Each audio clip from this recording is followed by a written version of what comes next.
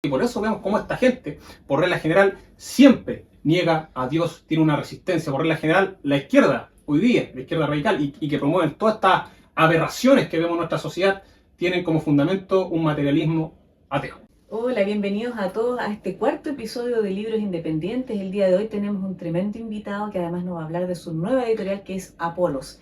Y justamente nos va a presentar dos libros que ellos acaban de editar que son La firma en la célula y Darwinismo moral. Estamos con Kevin Valenzuela de Editorial Apolos. Bienvenido, muchas gracias por este tiempo y me gustaría que nos introdujeras de dónde parte esta idea de traducir estos libros y traerlos acá a Chile, porque yo había escuchado acerca de este libro, lo había comentado contigo hace tiempo atrás, me pareció interesante y justo estaban en proceso de traducción. Entonces, cuéntame un poquito acerca de Editorial Apolos. Te estaba preguntando fuera de cámara, ¿por qué Apolos? Yo estaba confundida, tenía una confusión y me gustaría que primero me indicara por qué Apolos y posteriormente continuamos con estos dos libros, que el primero me dijiste fue este y este es el último que han editado. Así es. Bueno, mi nombre es Kevin Valenzuela, soy director de Editorial Apolos. Perfecto. ¿Por qué Editorial Apolos? En primer término, el nombre Apolos hace referencia a una persona mencionada en el libro de los Hechos de los Apóstoles, en la Biblia. Y la Escritura dice que este era un varón elocuente y poderoso en las Escrituras. Entonces, precisamente apuntando a esa referencia, es que el nombre de la editorial es Editorial Apolos porque tiene un carácter apologético. Es decir, se trata de una editorial primeramente cristiana, de carácter académico y apologético. Esa es la proyección y la misión de la editorial. Ahora bien, ¿cómo nace esta editorial? Bueno, cuando yo fui a la universidad, o antes de ingresar a la universidad, yo sabía que me iba a encontrar con objeciones de índole intelectuales a la fe. Por ejemplo, objeciones de tipo filosóficas, objeciones, por ejemplo, de tipo científicas, objeciones de otro tipo de rango, por decirlo así. Entonces yo comencé a prepararme en historia, comencé a prepararme leyendo libros de ciencia, astronomía, respecto a la confiabilidad de la Biblia, y me preparé. Ingresé a la universidad y, dicho y hecho, me encontré con objeciones más de corte intelectual hacia la fe.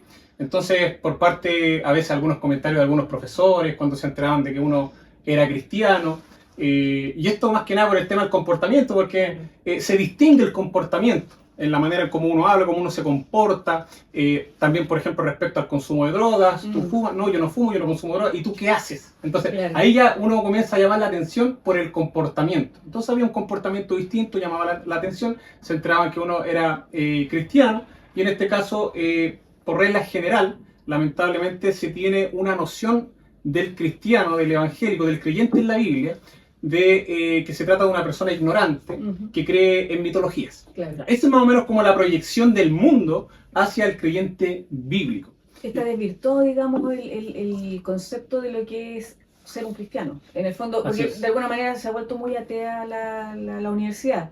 Así es. Y de hecho, claro, precisamente adelantándome o anticipándome a ese tipo de pensamiento que yo sabía que es imperante en nuestra sociedad, es que me preparé precisamente para presentar defensa de la fe. ¿Ya? A todo esto, en la Biblia, en la palabra de Dios, encontramos un mandamiento, es un imperativo estar preparado. Por ejemplo, el apóstol Pedro dice que debemos santificar al Señor Dios en nuestros corazones y estar preparados para presentar una defensa con reverencia y mansedumbre ante todo aquel que demande razón de nuestra esperanza. Entonces yo, haciendo eco de esta instrucción bíblica, entonces me preparé, fui a la universidad y resulta que allá, por supuesto, tuve que enfrentarme a este tipo de objeciones. Ahora, como uno está preparado, puede dar razón de la esperanza que hay en uno, de manera sólida. Pero lamentablemente esto no sucede con todos.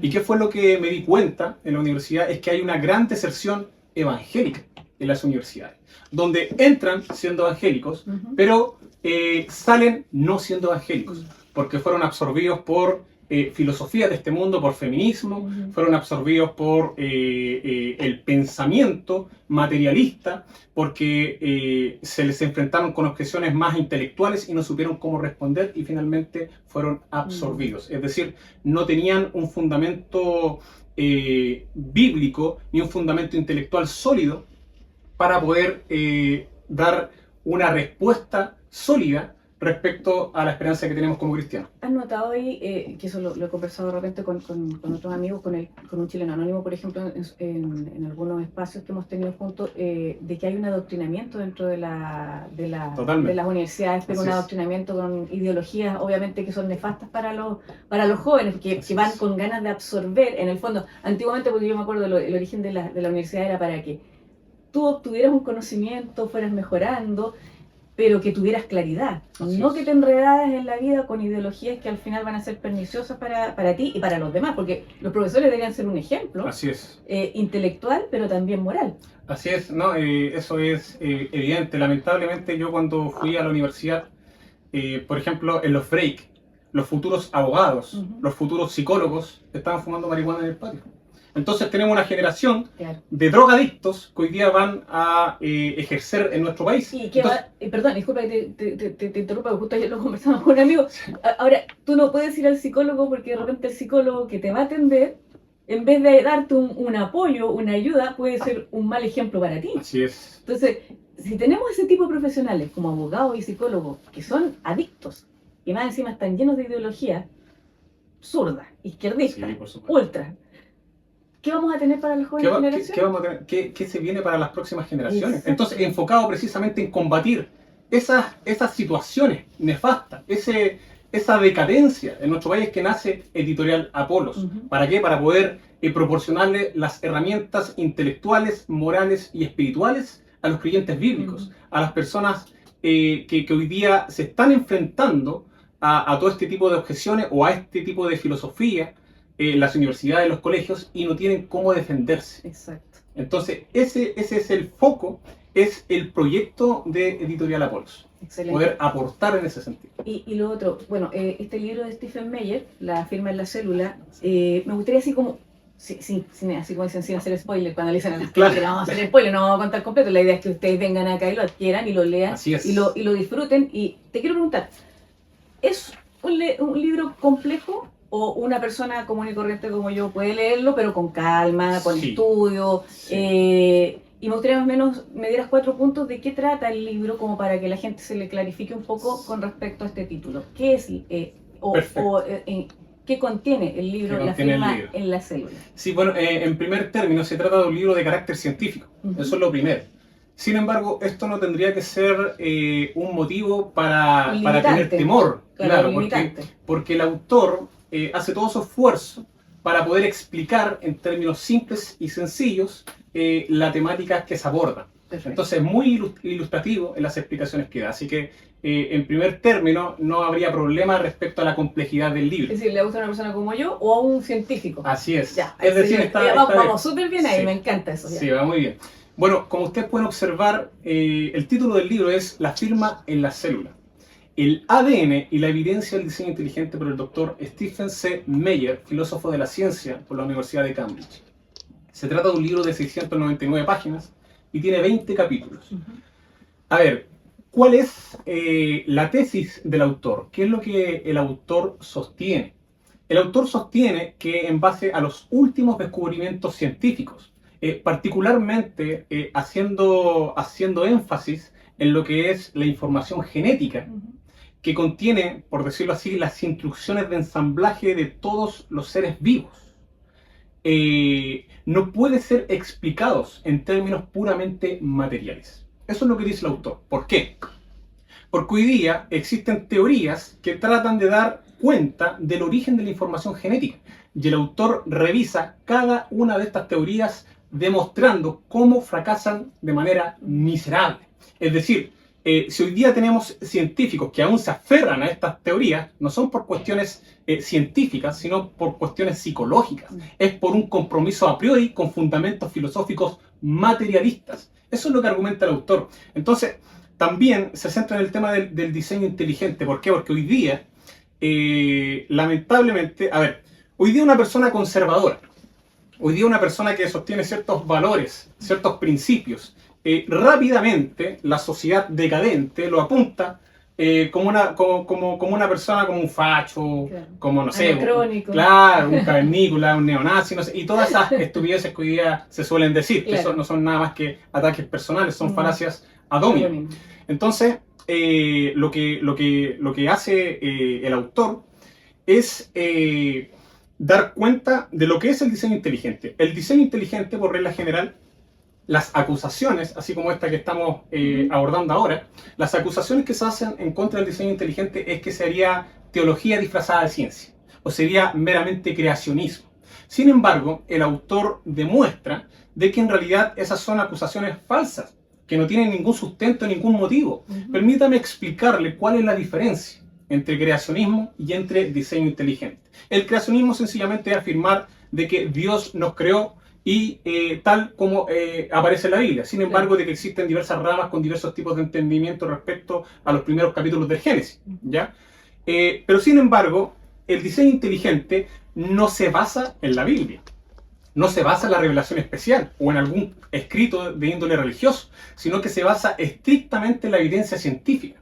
Y a partir de la evidencia científica, entonces se llega a la conclusión de que la mejor explicación para la evidencia que hoy día podemos observar es una fuente inteligente. Entonces, el autor plantea, para el hombre, nosotros tenemos conocimiento de que detrás de la información siempre hay una mente inteligente, una mente consciente. Por ejemplo, aquí estamos rodeados de muchos libros. Sí. Estamos rodeados de muchos libros. Y nadie en su sano juicio diría que esto provino de la explosión de una imprenta. O que de pronto las letras se autoorganizaron a sí mismas en un transcurso de millones de años y Claro. ¡pum! O que Formaron un apareció libro. espontáneamente. Sí. Claro. Entonces, nosotros sabemos, por la experiencia, la razón, la lógica, de que un libro no se autoensambla así solo, sino que hay letras, las letras forman palabras, las palabras forman frases, las frases forman un párrafo y todo eso le entrega una información determinada al lector. Ese tipo de información hoy día lo podemos encontrar en el centro de la vida. Entonces el autor plantea y se pregunta, bueno, si toda la experiencia y todas las cosas que nos rodean y nosotros por conocimiento propio sabemos que detrás de la información siempre hay una mente consciente, entonces ¿qué hacemos ante el hecho de que hay información en el centro de la vida? ¿Qué hacemos ante el hecho de que el ADN almacena mucha más información en un espacio mucho más reducido que la supercomputadora más avanzada del planeta? Entonces dice, solamente por la evidencia en la genética podemos inferir la existencia de una mente superior, de una mente inteligente, racional, y que no hay manera de evadirlo. Eso es lo que dice. Entonces, esto no tiene un fundamento, no se basa en la Biblia, sino que es estrictamente científico, pero nos dice que la causa de la información genética no se debe al azar, a la casualidad o a la necesidad físico-química, sino que toda la evidencia apunta a una fuente inteligente. Y esto, a nosotros como cristianos, ¿por qué nos es interesante o por qué nos debería importar? Porque esto nos proporciona evidencia de la existencia de Dios. Entonces, sin perjuicio de que no sea un libro de carácter teológico, sino que es científico, sin embargo, sus implicancias filosóficas tienen implicancias teológicas. Porque ¿quién está detrás de la información genética? Exacto. Entonces toma mucho más sentido lo que la Biblia dice en el capítulo 1 de Génesis. En el principio creó Dios los cielos y la tierra, y que el hombre no es producto de la mera casualidad, sino que es producto de un acto deliberado por parte de un ser inteligente que es Dios. Bueno, yo he hablado con un amigo que es biólogo. Él dice que, bueno, tiene su base católica, pero él dice que es agnóstico. Pero aunque dice que es agnóstico, dice que uno como biólogo, investigando, no puede negar de que existe Dios. Sí, no, sí, es una cuestión tremenda, ¿sabe qué? A mí, esto para mí es alucinante. ¿Por qué? Porque si nos ponemos a revisar nuestro entorno, y particularmente a nosotros mismos, nuestros cuerpos, sí, estamos compuestos por diversos sistemas que funcionan cada uno con una función determinada. Tenemos un montón o miles o cientos de máquinas biológicas trabajando todos para alcanzar un objetivo determinado. Y de manera coordinada. Y de manera coordinada. O sea, saben qué tan hacer. Divinamente ordenado. Es una cuestión espectacular. Sí. Entonces, atribuir esto al azar, a la casualidad, es totalmente descabellado. De hecho, hay un científico matemático llamado Sir Fred Hoyle. Sir Fred Hoyle calculó la probabilidad de que una célula pudiera existir por casualidad o por azar. ¿Y saben lo que él dijo? Él lo ilustró, claro, ahí están todos los cálculos matemáticos y todo el tema, pero él lo ilustró, lo encapsuló para que gente como usted y como yo podamos entenderlo. Y él dijo que la probabilidad de que la vida haya surgido por azar es comparable a que un tornado pase por un cementerio de chatarra y en su paso ensamble un Boeing 747 y lo deje funcionando con cada una de sus partes. Entonces, es una cuestión prácticamente descabellada atribuir toda la complejidad biológica, toda la complejidad del cosmos a la mera casualidad. Exacto. Todo apunta a un superintelecto detrás de la creación. Estaba pensando en algo que, no sé, de repente se me viene a la mente con todas estas manipulaciones que hacen de repente experimentando con los genes. Es como un deseo quizás de destruir eso que es Dios, que en el fondo es esa creación divina que es tan perfecta que ni siquiera requiere una intervención, porque si tú le sacas algo al ADN por tratar de mejorar Sí. una situación X, una enfermedad X, igual va a traer repercusiones. Exactamente. Entonces, por alguna razón, todo está ordenado, incluso en la misma enfermedad que podría tener esa persona, si tú le cambias eso, va a provocar efectos secundarios Así que es. van a ser quizás nocivos para Ahí- su heredero. Claro, ahí está el hombre jugando a ser Dios, Eso, manipulando eso, la eso. genética. Entonces ahí me entra eso, porque si eso ya es perfecto, entiendo que algunos quieran investigar porque quieren mejorar supuestamente la vida de los seres humanos, pero a veces yo veo que es más un deseo de entrar a querer ser Dios. Claro, a manipular. Y bueno, y eso también va de la mano con todo el tema de la naturaleza humana. Que el hombre se sienta en lugar de Dios y el hombre determina lo que el hombre quiere ser. Y no se acomoda a lo que Dios ya hizo. O sea, yo soy mujer, me autoidentifico, o sea, yo soy hombre, me autoidentifico como mujer, Claro, o viceversa. Claro. Entonces ahí tenemos una destrucción de la naturaleza humana. Por eso, y aquí pasamos al otro libro, que Darwinismo moral. es Darwinismo moral. ¿Cómo nos volvimos hedonistas el doctor Benjamin Wicker? ¿Qué es lo que sostiene el doctor Benjamin Wicker? Bueno, de partida yo creo que el título ya nos da más o menos luces de qué es lo que trata. Pero el autor explica o trata de dar una explicación de cómo nos encontramos en el actual declive moral, en la decadencia que hoy día nos encontramos como sociedad. Y él encuentra las raíces en un filósofo materialista del año 340 a.C. aproximado, ¿ya? Que es el filósofo griego Epicuro. Claro, dice del epicureísmo al darwinismo. Al darwinismo. Entonces, ¿qué es lo que plantea Epicuro? Epicuro tenía una concepción bastante particular de la ciencia. Lejos de lo que se podría pensar, Epicuro no concibía la ciencia como una forma de alcanzar la verdad, sino más bien que la ciencia tendría un propósito de tipo terapéutico. Es necesario entender esto porque para Epicuro el propósito de la ciencia era liberar al hombre de las perturbaciones, o sea, proporcionarle al hombre tranquilidad. Y habían básicamente dos tipos de perturbaciones que para Epicuro eran terribles y que era necesario extirpar. En primer lugar, el hecho de que los dioses intervengan en la creación y en la vida de los hombres. Por ejemplo, cae un rayo, entonces los hombres interpretaban, los dioses están enojados con nosotros. Y eso le quitaba la paz y causaba perturbación. Ya. Este es el primer tipo de perturbación para Epicuro. El segundo tipo de perturbación para Epicuro era no tan solamente que el hombre viva perturbado en su vida aquí, sino en la posibilidad de que después de que muera vaya a ser castigado por lo que haya hecho o lo que no haya hecho, es decir, la existencia del alma. Entonces, para Epicuro era necesario eliminar y extirpar a estas creencias, es decir, que los dioses podían incidir en la vida del hombre, y en segundo lugar, la existencia del alma. Entonces, aquí viene el materialismo de Epicuro. ¿Y cuál es la proyección? Algunos podrían decir, claro, típicamente se dice que Epicuro era ateo. Y claro, por alcance sí, pero él no negaba la existencia de los dioses propiamente tal. Él tenía una concepción un poquito, ya con el conocimiento que tenemos, errada respecto a Dios, pero sin embargo él concebía a los dioses como entes materiales, dentro del mundo material, y no por sobre el universo. O sea, formaban parte del universo y eso de por sí ya lo excluye del concepto de Dios que nosotros tenemos, que es un Dios trascendente, que está fuera del universo y que no es contingente. Entonces, para Epicuro, los dioses formaban parte del universo, pero no se interesaban por las cosas del hombre. no se interesaban en incidir en las cosas del hombre porque eso les quitaba la bienaventuranza, que era la preocupación, la perturbación. Entonces los dioses, para Epicuro, no le interesaba incidir en las cosas del hombre, en consecuencia no incidían, y al fin y al cabo todo se reducía a la materia. Para Epicuro, el átomo es esencialmente eterno.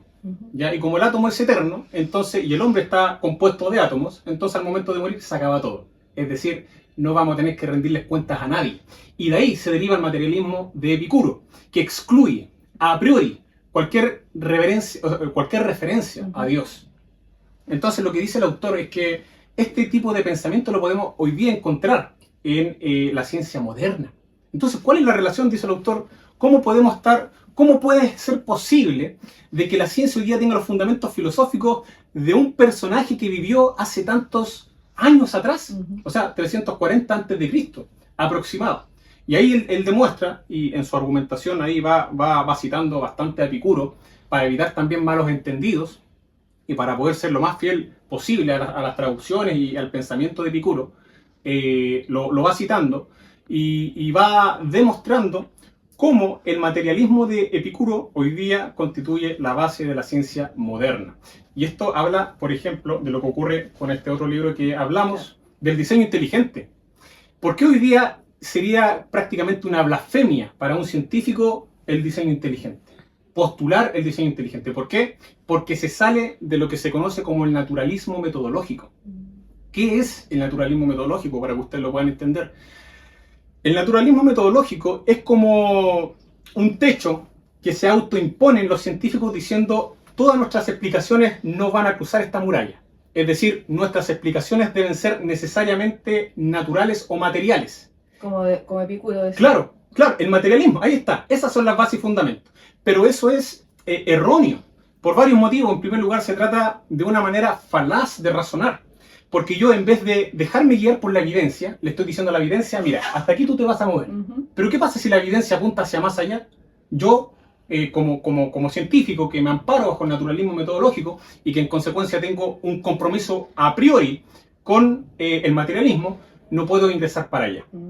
Entonces, si tú me dices, si tú no me puedes explicar, o si la evidencia no se puede explicar en términos naturales, bueno, mala suerte, tienes que inventarte alguna teoría que lo explique en términos naturales, pero no podemos postular ninguna causa inteligente, porque eso es, eso da evidencia de la existencia de Dios, y eso para un científico es prácticamente un acto blasfemo.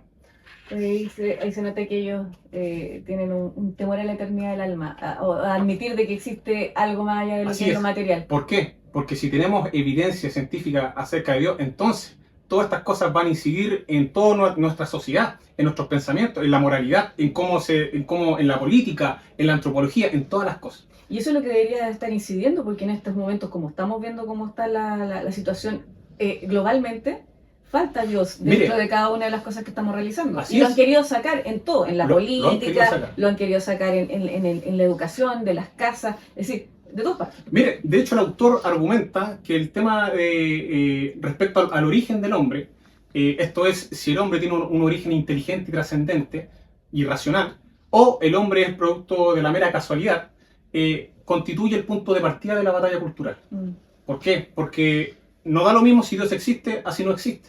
Porque el orden, esa es la base, es la raíz sobre la cual el hombre edifica su sistema de pensamiento. Eso determina el actuar del hombre. Porque si Dios no existe, como dijo Fyodor Dostoyevsky, entonces todo está permitido. Da lo mismo, porque el hombre determina lo bueno y lo malo. El hombre hace lo que quiere. Pero si, en cambio, si Dios existe, entonces somos moralmente responsables delante de Él. Y ya lo bueno y lo malo no lo determino yo, sino que lo determina un ser trascendente, que trasciende las sociedades, que trasciende el tiempo, que trasciende el espacio. Entonces, ¿importa que neguemos a Dios o no lo neguemos? Claro que importa, y por eso vemos cómo esta gente, por regla general, siempre niega a Dios, tiene una resistencia, por regla. Al final, la guerra siempre es espiritual. Así es, Dios en el clavo. Eso es. O sea, nosotros hoy día conocemos batalla cultural, sí, por supuesto, batalla cultural, pero la raíz de esto es una cuestión espiritual. Exacto. Y desde ahí entonces salen todas estas problemáticas que hoy día tenemos que enfrentar y estamos viendo en nuestra sociedad. Así que, precisamente enfocado en eso, hoy día como editorial hemos publicado estos dos libros para vigorizar intelectualmente al creyente en la Biblia. Y también incluso a gente que no es creyente y que está interesada en estos temas. Por supuesto, porque además tiene un carácter apologético. Además, Es decir, estos libros, para las personas que son intelectualmente honestas y que no tienen ningún compromiso con el materialismo y que están abiertas a donde la evidencia los lleve, si leen estos libros van a ser persuadidos a acercarse. ¿A qué cosa? A las conclusiones o a los postulados que muestran los autores. Como yo dije, estos libros no tienen un carácter teológico, pero nos dan toda la base y fundamento que apunta a la existencia de un superintelecto, a la existencia de Dios detrás de la creación. Y eso, por supuesto, derriba todas las barreras u objeciones intelectuales que puedan haber. Excelente. Muchas gracias por este momento. Ha sido muy, muy, muy bueno para mí porque como que mis neuronas estaban así, todo el rato explotando. Los invito a conseguir estos libros acá en Librería Chema, el de Stephen Meyer, La firma en la célula, y Darwinismo moral, cómo nos volvimos hedonistas. Así que tenemos dos textos buenísimos traducidos del inglés al español. Así es. Así que gracias a tu editorial que es Apolos. Así que muchas gracias, Kevin. Ha sido muy, muy enriquecedor escucharte y gracias por compartirnos estas dos tremendos tesoros que tenemos acá. Así que los invito a conseguirlo. Sí, muchas gracias a ustedes por la invitación. Aprovecho de decir que se vienen más libros. Ay, eso me olvidé preguntarte, ¿qué tienen en carpeta? Me olvidé preguntar ese pequeño detalle. Estamos trabajando, mire, tenemos, Stephen Meyer tiene estos tres libros que son bestsellers en Estados Unidos, por las temáticas que comenta. Hay otro libro que se llama Darwin Doubt, esto es La duda de Darwin. En sencillo, Darwin establecía de que si su teoría era cierta, entonces deberíamos encontrar en el registro fósil las formas transicionales en diversos periodos de tiempo. O sea, que dé evidencia de que la teoría de Darwin era cierta. Claro. Sin embargo, lo que se ha encontrado en el registro fósil contradice la teoría de Darwin. Porque en vez de que la vida vaya apareciendo de manera lenta y gradual durante el tiempo, en el registro fósil se muestra una explosión de la vida en el registro fósil. O sea que de pronto aquí no había nada y de pronto ¡pum!, apareció toda la vida. Y eso, nuevamente, está muy acorde con lo que dice la Biblia. Porque la Biblia dice que Dios habló y las cosas vinieron a la existencia, no en miles de millones de años como hoy día se sostiene. Claro. Entonces, Darwin Doubt aborda el tema de la explosión cámbrica, estrictamente científico. Ese es otro libro que también estamos en las tratativas ya para poder firmar contrato y poder traducirlo. El otro libro es El retorno de la hipótesis de Dios, donde el autor no tan solamente se centra en la evidencia en la biología, en la genética, sino que aborda evidencia en el campo de la astronomía, la cosmología. Hay otro libro que es de Hugh Ross, un astrofísico canadiense, que se llama El planeta improbable. Mire, esto es fascinante. El planeta improbable. Por ejemplo, Carl Sagan, en su tiempo, dijo que el universo es tan grande que deberíamos encontrar, o deberían existir, más bien dicho, miles de civilizaciones iguales a la nuestra. Claro. Eso ocurrió en los tiempos de Carl Sagan. Sin embargo, el descubrimiento científico hoy día nos dice que la vida es extremadamente compleja y que tienen que darse cientos y cientos de condiciones al mismo tiempo, finamente ajustadas, para que se pueda dar nuestra existencia. Por ejemplo, vamos a hacer un cake. Tenemos recetas, tenemos harina, tenemos sus huevos, tenemos los diversos elementos que se requieren, ¿ya? No basta con la existencia de estos elementos. O sea, hay que mezclarlos. Y no sirve que se mezclen en cantidades desproporcionadas, sino que ciertos gramos de esto, ciertos huevos, cierta cantidad. Exacto. Y además, después de eso, después de que hacemos todo el engranaje ahí con la receta, hay que cocinarlo. Claro. Y eso se tiene que cocinar a una temperatura y dentro de cierto parámetro de tiempo. Ya. Eso ilustra más o menos la cuestión de la complejidad biológica y de los muchas condiciones que tienen que darse para que se dé nuestra existencia. Por ejemplo, nuestro planeta se encuentra a la distancia correcta del Sol, ¿ya? A la distancia correcta del Sol. Si nuestro planeta estuviera un poquito más cerca del Sol, la temperatura sería demasiada y la vida no sería posible. Exacto. Si nuestro planeta estuviera un poquito más lejos del Sol, Se congela todo. habría mucho frío Sí. y la vida no sería posible. La atmósfera, el porcentaje de oxígeno y de todos los elementos químicos se tienen que dar en una cantidad y en una proporción y tienen que tener cierta estabilidad durante el tiempo. El grado de inclinación de la Tierra, el tema de que tengamos una luna, el tema de que estemos rodeados por otros planetas que también cumplen una función. Entonces, una casualidad, ya, seamos bondadosos con los ateos. Una casualidad, ya bien. Dos casualidades, tres casualidades. Pero tenemos cientos y cientos de casualidades que tienen que darse todas al mismo tiempo. Entonces, eso, mis amigos, eso es mucha casualidad.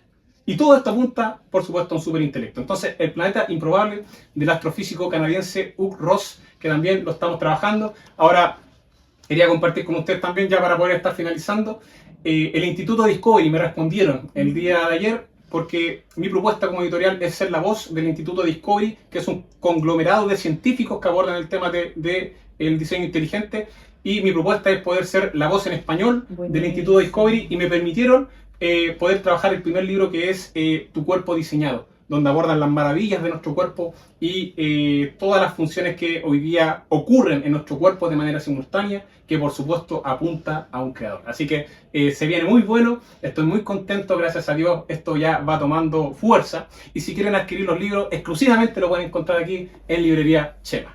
Excelente.